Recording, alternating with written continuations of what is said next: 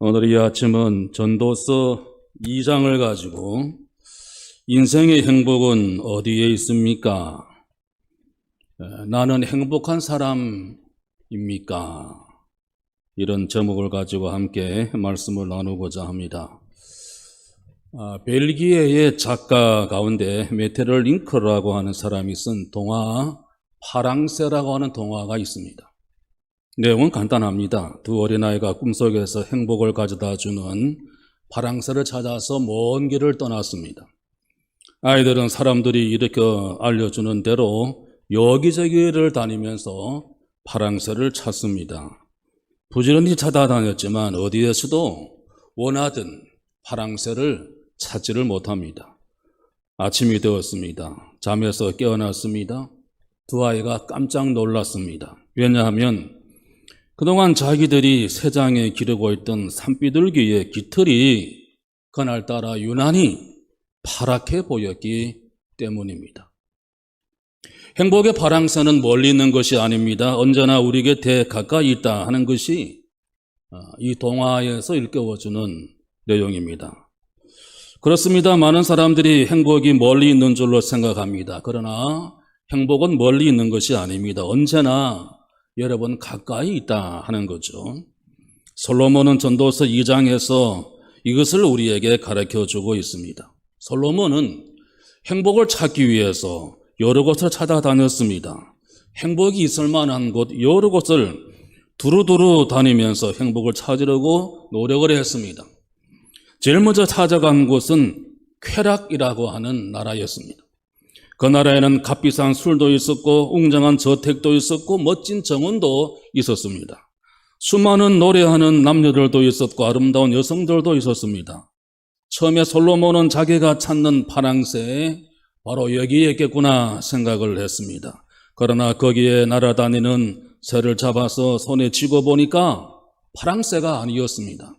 엉뚱한 색깔의 새였습니다. 쾌락 속에서 인생의 참된 행복을 찾을 수 없었다 하는 거죠. 이것이 1절부터 11절에 있는 내용입니다. 그 다음에 솔로몬은 인간의 지혜를 찾았습니다. 과연 그곳에는 찬란하게 빛나는 아름다운 새가 날아다니고 있었습니다. 내가 바라던 새를 찾았구나 생각하면서 그 새를 잡아 새장에 넣었습니다. 그러나 얼마 안 있어서 그 새는 죽어버리고 말았습니다. 무슨 의미가 있겠습니까? 헛수고를 한 거죠. 이것이 12절부터 17절에 나오는 내용입니다. 마지막 세 번째로 솔로몬은 재물, 물질의 나라를 찾아갔습니다.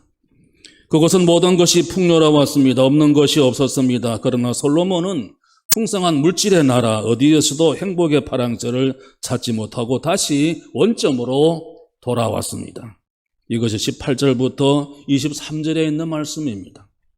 그제야 솔로몬은 소중한 진리 한 가지를 발견하게 됩니다. 행복은 멀리 있는 것이 아니라 언제나 바로 곁에 있다 하는 것입니다.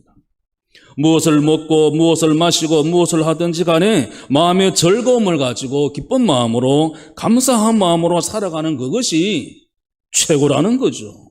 그것이 행복이더라 하는 것입니다.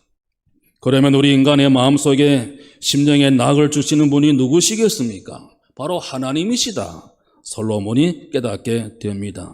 하나님은 우리 인간의 몸도 창조하셨지만 마음도 창조하셨습니다. 우리 심령에 하나님께서 낙을 주시고 기쁨을 주시면 무엇을 먹든지 뭘 마시든지 무슨 일을 하든지 상관이 없습니다.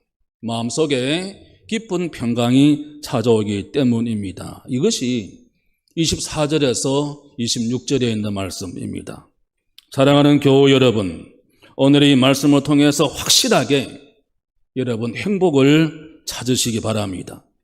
여러분의 남은 생애가 매일의 일상생활 속에서 행복을 누리시는 그런 복된 모습들이 다 되시기를 예수 그리스도 이름으로 축원합니다. 이제 본문의 말씀을 한 절씩 읽어보면서 의미를 살펴보려고 합니다. 1절 말씀입니다. 나는 내 마음에 이르기를 자 내가 시험 삼아 너를 즐겁게 하리니 그랬죠.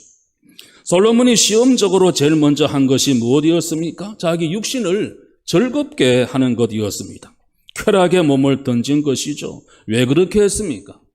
낙을 누리라 하였으나 그랬습니다. 인생의 참된 의미, 인생의 참된 만족을 찾아보기 위해서였습니다. 행복의 파랑새를 쾌락에서 찾아보려고 한 것입니다. 그러나 솔로몬이 마지막으로 내린 결론이 무엇입니까? 보라, 이것도 헛되도다. 육신의 쾌락 속에서 행복을 찾을 수가 없었습니다. 솔로몬은 쾌락의 나라에서 쾌락을 누리면서 웃고 떠들고 희희낙낙하던 그 모든 것을 어떻게 평가하고 있습니까? 2절 말씀입니다. 우리 2절을 같이 한번 읽어보겠습니다. 내가 웃음에 관하여 말하여 이르기를 그것은 미친 것이라 하였고 희락에 대하여 이르기를 이것이 무슨 소용이 있는가 하였노라. 지나고 보니까 그 모든 것이 다 쓸데없는 본문 표현 그대로 말하면 미친 것 짓거리였다 하는 것입니다. 자기에게 아무런 유익이 없었다는 거죠. 솔로몬은 자기가 추구했던 쾌락이 어떤 것이었는지를 좀 더 구체적으로 설명하고 있습니다. 3절을 보시면 내가 내 마음으로 깊이 생각하기를 내가 어떻게 하여야 내 마음을 지혜로 다스리면서 솔로몬이 쾌락에 몸을 담았지만 쾌락 그 자체를 위한 것이 아니었습니다. 쾌락 속에서 인생의 의미를 깨달아 보려고 그랬던 것입니다. 그래서 그는 쾌락에 몸을 던졌지만 정신만큼은 잃지 않았습니다. 지혜로 마음을 다스려가면서 그렇게 했습니다. 목적의식을 분명히 가지고 쾌락의 나라를 탐구한 것입니다. 술로 내 육신을 즐겁게 할까? 술을 마셔보았습니다. 취해보았습니다. 제정신을 가지고 할 수 없는 어리석은 일들을 술 취한 김에 술의 힘을 빌려서 해보았습니다. 물론 그렇게 한 것이 쾌락 자체를 위한 것은 아니라고 했습니다. 그런데 왜 그렇게 했습니까? 천하의 인생들이 그들의 인생을 살아가는 동안 어떤 것이 선한 일인지를 알아볼 때까지 그랬습니다. 짧은 인생길을 가면서 과연 어떠한 것이 진정한 낙을 누릴 수 있는 길이냐 하는 것을 발견하기 위해서 그렇게 한 것이죠. 그러나 술로는 인생의 의미를 깨달을 수가 없었습니다. 인생의 참된 만족을 어찌 술로서 답을 찾을 수 있었겠습니까?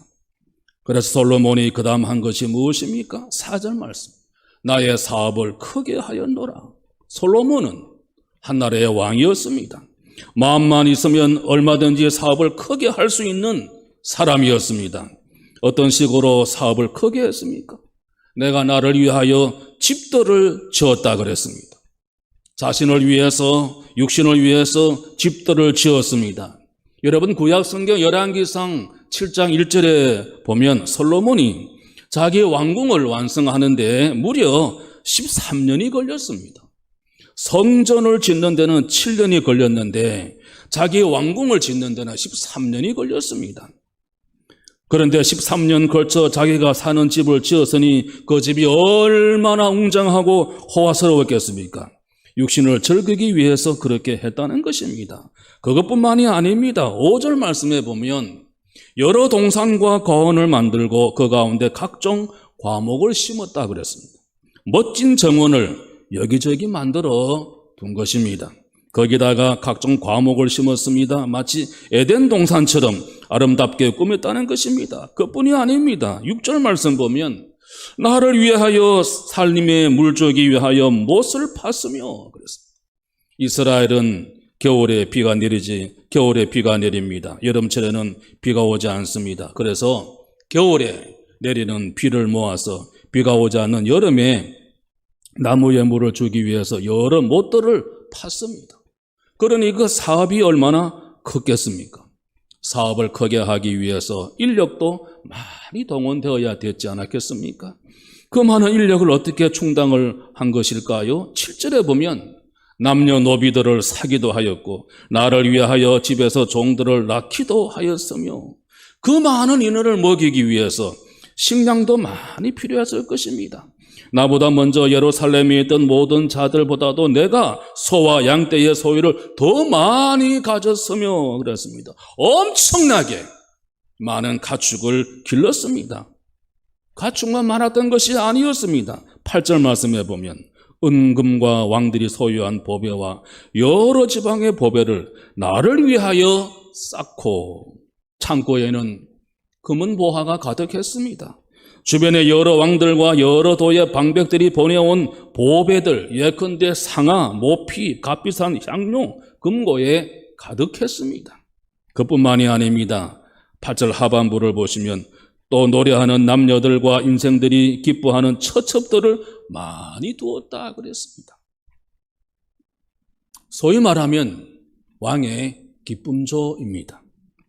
엄청나게 많은 기쁨조가 있었습니다.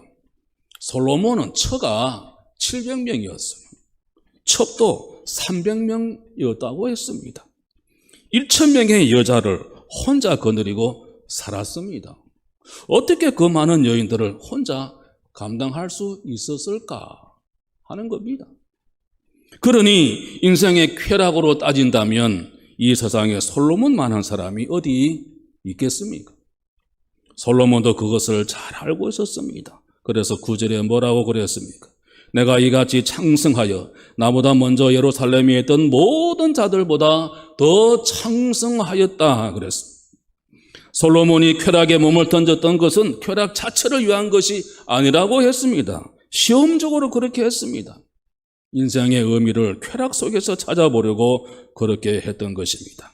9절 끝부분에 보면 내 지혜도 내게 여전하여 그랬습니다. 그런 가운데서도 솔로몬은 언제나 지혜로 자기 마음을 잘 조절했습니다. 그러면서 어떻게 했습니까? 10절 말씀. 무엇이든지 내 눈이 원하는 것을 내가 금하지 아니하며 무엇이든지 내 마음이 즐거워하는 것을 내가 막지 아니하였다 그랬습니다. 쾌락의 나라 구석구석을 돌아다니면서 자기가 모든 것을 다 누려보았다는 것입니다. 왜 그랬습니까? 10절 끝부분을 보시면 이는 나의 모든 수고를 내 마음이 기뻐하였습니다. 이것이 나의 모든 수고로 말미암아 얻은 몫이로다 그랬습니다. 처음에는 쾌락의 나라 가운데서 자기가 바라던 파랑새를 찾은 줄로 생각했습니다. 그러나 나중에 그 새를 찾고 보니 전혀 다른 색깔의 새였습니다. 파란색의 새가 아니었습니다.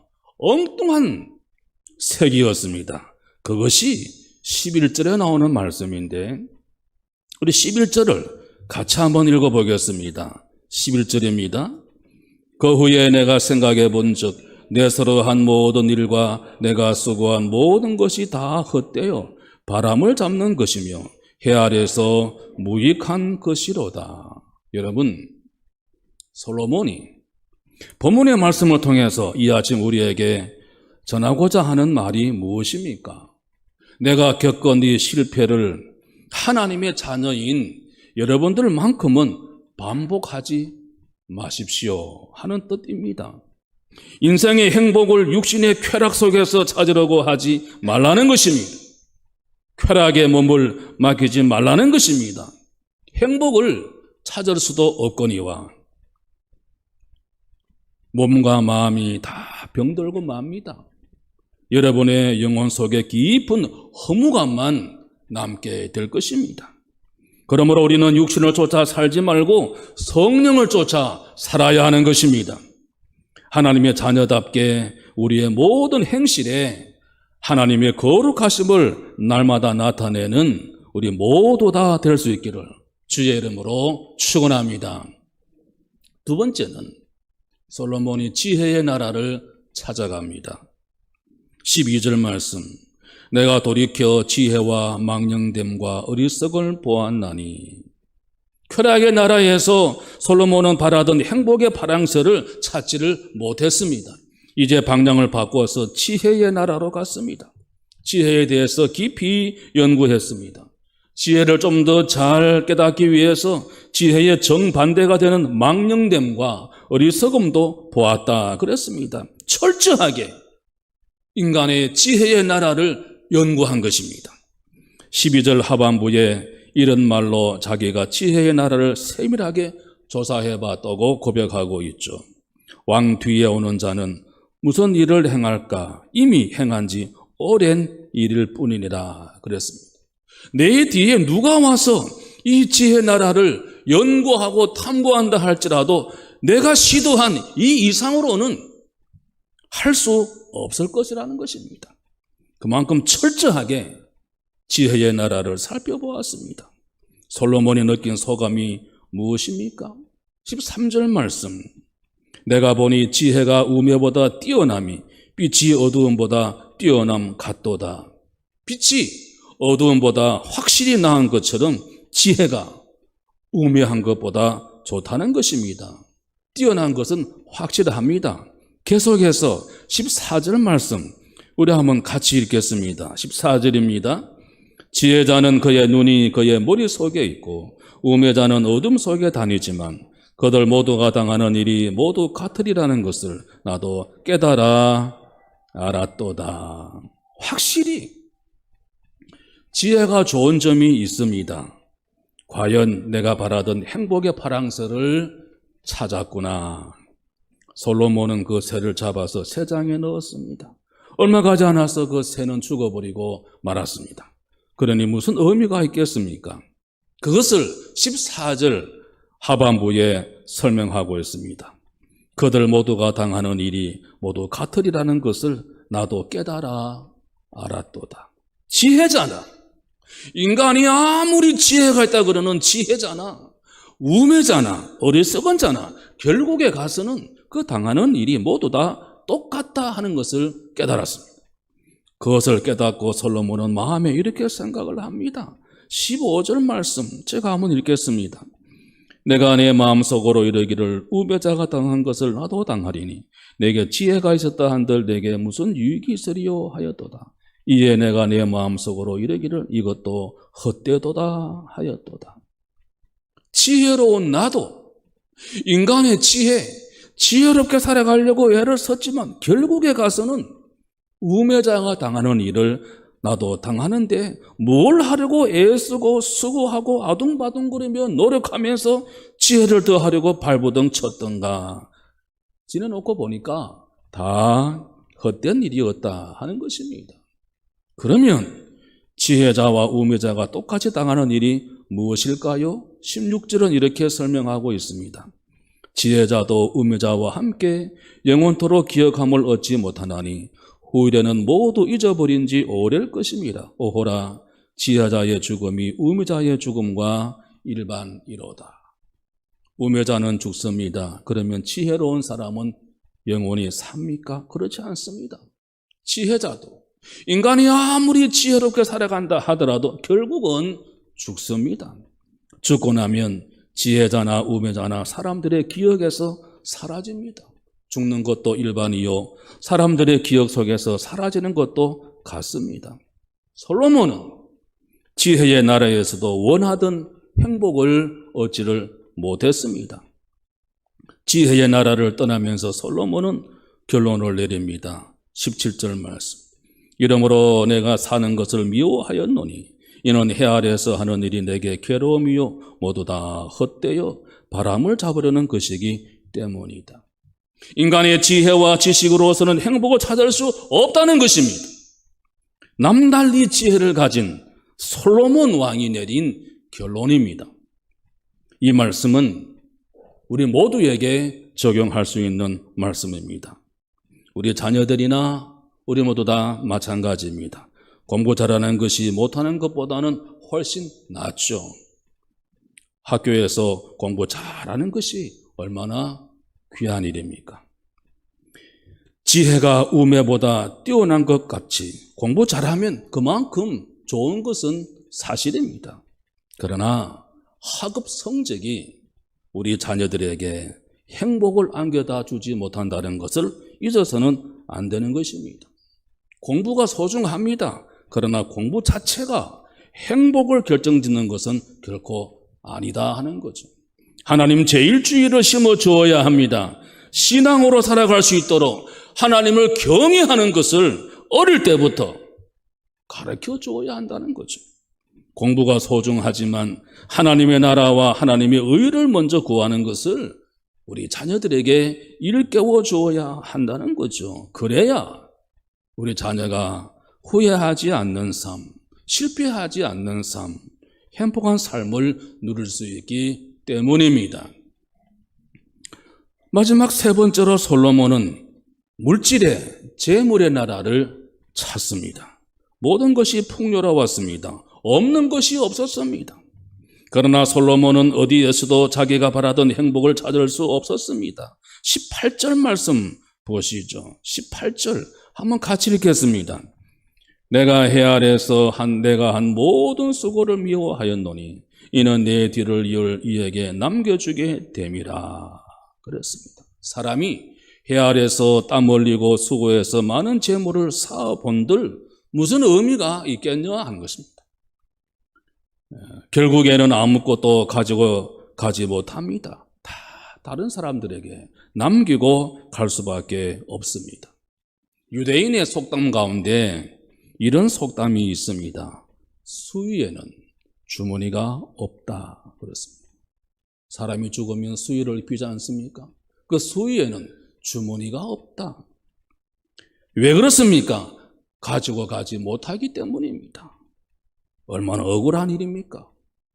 더 기가 막힌 일이 있습니다. 19절 말씀 보시죠. 19절에 보면 그 사람이 지혜자일지 우매자일지야 누가 알랴마는 내가 해 아래에서 내 지혜를 다하며 수고한 모든 결과를 그가 다 관리하리니 이것도 헛되도다. 내가 남긴 재물을 지혜로운 사람이 맡아서 관리하면 얼마나 다행스럽겠습니까? 그러나 후손이 어리석어서 내가 남겨놓은 재물을 다 탕진해 버릴 수도 있지 않습니까? 그것을 생각하면 얼마나 속이 상하겠습니까? 솔로몬 사후에 이렇게 우려했던 일이 실제로 일어났습니다. 솔로몬의 아들 르호보암이 왕의 자리를 이어받았습니다. 그러나 그 아버지는 솔로몬만큼 신앙의 사람이 아니었습니다. 지혜롭지를 못했습니다. 어떻게 되었습니까? 나라가 두동강이 나버리고 말았습니다. 북쪽의 이스라엘과 남쪽의 유다로 갈라졌습니다. 이스라엘 12지파 가운데 10지파를 빼앗겼습니다. 겨우 2지파만 가지고 명맥을 유지하는 나라가 된 것입니다. 솔로몬이 죽을 때 르호보암의 나이가 그 아들의 나이가 41세였습니다. 르호보암이 41세의 왕이 되었는데 그러니까 솔로몬은 자기 아들 르호보암의 그 인물 됨됨이를 잘 알고 있었던 것입니다. 그래서 자기가 죽고 난 뒤에 일어날 일을 미리 다 내다보기나 하듯이 솔로몬은 20절에 이렇게 말하고 있습니다. 이러므로 내가 해 아래 한 모든 수고에 대하여 내가 내 마음에 실망하였도다. 자기가 쌓아올린 업적이 아들 때에 가서 다 사라질 것을 생각하니까 기가 찬 것입니다. 얼마나 실망이 컸겠습니까? 그뿐 아닙니다. 더 기가 막힌 일이 있습니다. 21절을 보시죠. 21절 한번 같이 이걸 볼까요? 어떤 사람은 그 지혜와 지식과 재주를 다하여 수고하였어도 그가 얻은 것을 수고하지 아니한 자에게 그의 몫으로 넘겨주리니 이것도 헛된 것이며 큰 악이로다. 사람이 해 아래에서 행하는 모든 수고. 오늘 21절에 있는 말씀은 버는 사람이 따로 있고 쓰는 사람이 따로 있더라 하는 것입니다. 세상에 이런 억울한 일이, 불공평한 일이 어디 있겠습니까? 그런데 22절 말씀 보면 사람이 해 아래서 행하는 모든 수고와 마음에 애쓰는 것이 무슨 소득이 있으랴? 자기가 누리지도 못하고 자기가 벌어놓고 갈 때 가지고 가지도 못하고 자기 뒤에 오는 사람이 어리석으면 그대로 다 탕진해 버릴 것인데 수고해서 모아둔들 남은 것이 무엇이 있겠느냐 하는 것입니다. 남는 것이라고는 23절의 말씀대로입니다. 23절을 보면 일평생에 근심하며 수고하는 것이 슬픔뿐이라 그랬습니다. 수고하며 재물을 모아놓았다 해도 남는 것은 슬픔과 근심밖에 없더라는 것입니다. 그것도 낮에만 그렇습니까? 아닙니다. 그 마음이 밤에도 쉬지 못하나니 이것도 헛되도다. 재물 때문에 밤낮 쉬지도 못하고 자지도 못하고 고생해 보았자 무슨 의미가 있겠습니까? 성도 여러분, 물질의 주인이 우리가 아닙니다. 우리는 물질의 주인이 아닙니다. 여러분 재산의 주인이 여러분이 아닙니다. 물질의 주인은 오직 하나님이십니다. 우리가 살아있는 동안에 하나님께서 우리에게 잠시 맡겨주신 것에 불과한 것입니다. 돌아갈 때는 남김없이 깨끗하게 하나도 빠짐없이 다 반납해야 합니다. 하나라도 가지고 가는 사람이 있습니까? 이 세상에 올 때에 빈손으로 왔으니까 갈 때에도 빈손으로 가는 것이 마땅하지 않겠습니까? 그러나 그것으로 끝나는 것이 아닙니다. 남은 일이 있습니다. 물질을 맡기신 하나님께 나아가서 개선해야 한다는 사실입니다. 중요한 것이 무엇일까요? 하나님이 내게 얼마를 맡기셨느냐? 그것이 아닙니다. 내가 이 땅에서 수고해서 얼마나 많이 물질을 재물을 쌓아두었느냐? 그것이 아닙니다. 하나님께로부터 많이 맡았던 적게 맡았던 기쁘고 감사한 마음으로 즐겁게 그것을 사용하고 선하신 하나님의 뜻대로 값있게 하나님이 주신 물질을 사용하는 것이 중요한 것입니다. 물질의 선한 청지기가 다 되시기를 예수 그리스도의 이름으로 축원합니다. 그러면 이 모든 걸 통해서 솔로몬이 깨달은 행복이 어디에 있는 것입니까? 솔로몬은 행복을 찾기 위해서 쾌락을 찾았습니다. 지혜를 얻었습니다. 물질, 재물도 얻었습니다. 그러나 어디에서도 원하던 행복을 찾지 못하고 원점으로 되돌아갈 수밖에 없었습니다. 그제야 솔로몬은 소중한 진리를 깨닫습니다. 24절 말씀 보시죠. 사람이 먹고 마시며 수고하는, 먹고 마시며 수고하는 것은 우리들의 일상생활입니다. 지극히 평범한 일입니다. 매일의 삶 속에서 얼마든지 행복을 찾을 수 있다는 것입니다. 그것을 모르고 솔로몬은 엉뚱한 곳을 돌아다니면서 쾌락과 지혜와 재물의 문을 두드리면서 찾아보려고 했지만 찾지를 못했습니다. 먹고 마시며 수고하는 것 보라. 그것이 그의 마음을 더 기쁘게 하는 것이 없나니 그랬습니다. 먹고 마시며 수고하는 것보다 그의 마음을 더 기쁘게 하는 것이 없나니 최고의 삶이 무엇이라는 것입니까? 뭘 하든지 뭘 먹고 마시든지 즐겁고 감사한 마음으로 하면 그것이 최고의 삶이요, 그것이 바로 행복한 삶이라 하는 것입니다. 아멘이십니까?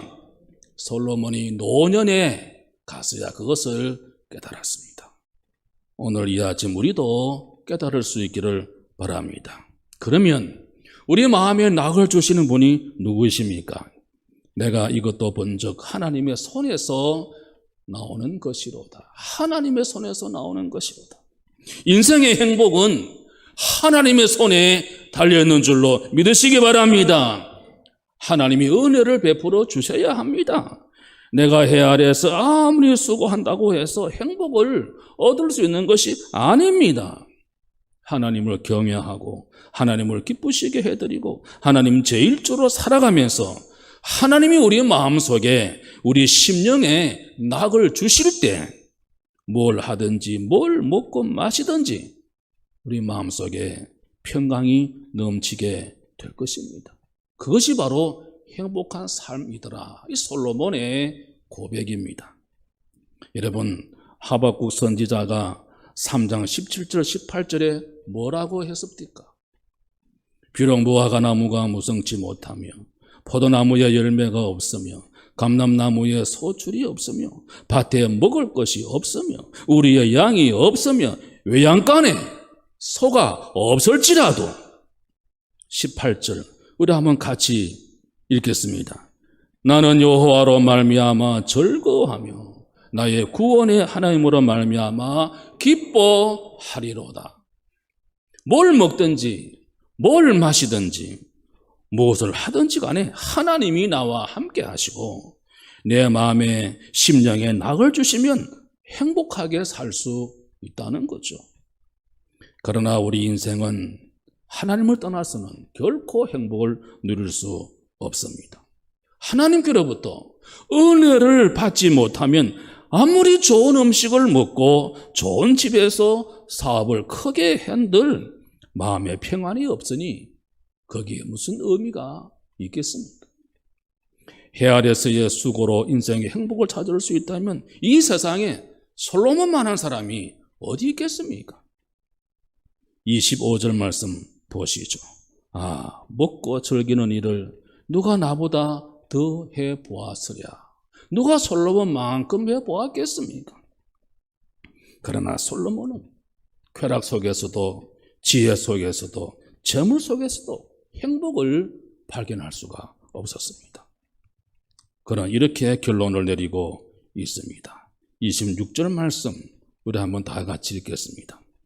하나님은 그가 기뻐하시는 자에게는 지혜와 지식과 희락을 주시나 죄인에게는 노고를 주시고 그가 모아 쌓게 하사 하나님을 기쁘게 하는 자에게 그가 주게 하시지만 이것도 헛되어 바람을 잡는 것이로다.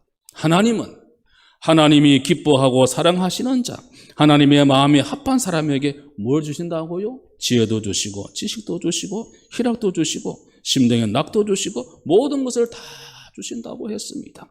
그러나 하나님이 기뻐하시지 않는 죄인에게는 뭘 준다 그랬습니까? 노고를 주신다 했습니다. 심령에 낙이 없습니다. 마음에 평안이 없습니다. 아무리 수고해서 재물을 쌓아놓아도 낙을 누리지 못합니다. 행복하지 않습니다. 늘 부족합니다. 늘 허덕허덕거립니다. 노고를 주신다. 수고로울 노자에 쓸 고자 아닙니까? 괴롭게 애만 쓴다는 것입니다. 죄인이 땀 흘려 이 땅에서 수고해서 재물을 많이 쌓아놓았습니다. 무슨 소용이 있습니까? 하나님을 기뻐하는 자에게 주게 하신다. 죄인이 수고해서 쌓아놓은 모든 것을 하나님께서 기뻐하는 자에게 다 주신다 그랬습니다. 그러므로 세상 사람들이 땀 흘리고 물질을 모으고 아둥바둥하면서 재물을 쌓아놓은들 이것도 헛되어 바람을 잡으려는 것이 되고 만다는 거죠. 사랑하는 교우 여러분, 인생의 행복을 어디서 찾을 수 있습니까? 여러분들은 인생의 행복을 어디서 찾으려고 하십니까? 그 행복을 찾았습니까? 그 행복을 발견했습니까? 쾌락은 우리에게 결코 행복을 줄 수 없습니다. 뛰어난 인간의 지혜와 지식도 우리를 만족하게 하지 못합니다. 물질, 참된 만족을 결코 줄 수 없습니다. 나그네와 같은 짧은 인생길을 걸어가면서 우리에게 행복하게 살 수 있는 비결이 무엇일까요? 오직 한 가지밖에 없습니다. 하나님께 은혜를 받아야 합니다. 우리 주님께서 우리 마음의 심령에 낙을 주실 때 뭘 먹든지 뭘 마시든지 뭘 하든지 매일의 삶 속에서 주님으로 인해서 기뻐하고 주님으로 인해서 즐거워하고 주님으로 인해서 행복한 삶을 살 수 있는 줄로 믿습니다. 요한복음 14장 27절에 우리 예수님께서 말씀하셨습니다. 평안을 너희에게 끼치노니 곧 나의 평안을 너희에게 주노라. 내가 너희에게 주는 것은 세상이 주는 것 같이 아니하리라. 너희는 마음에 근심하지도 말고 두려워하지도 말라. 이 세상이 줄 수 없는 쾌락도 줄 수 없고 인간의 지혜와 지식도 줄 수 없고 물질, 재물도 줄 수 없는 예수 그리스도만이 줄 수 있는 참된 평안이 여러분 마음속에 충만하게 넘치게 되시기를 주의 이름으로 축원합니다. 그러므로 여러분이 사는 여생 동안 예수 그리스도로 말미암아 매일매일 행복한 삶을 살아가시기를 행복의 주인 되신 예수 그리스도의 이름으로 축원합니다. 인생의 행복이 어디 있을까요? 깨닫고 발견하고 남은 생을 복되게 살아가는 우리 모두 다 되시기를 간절히 기원합니다. 우리 찬송가 412장 찬송 같이 부르겠습니다.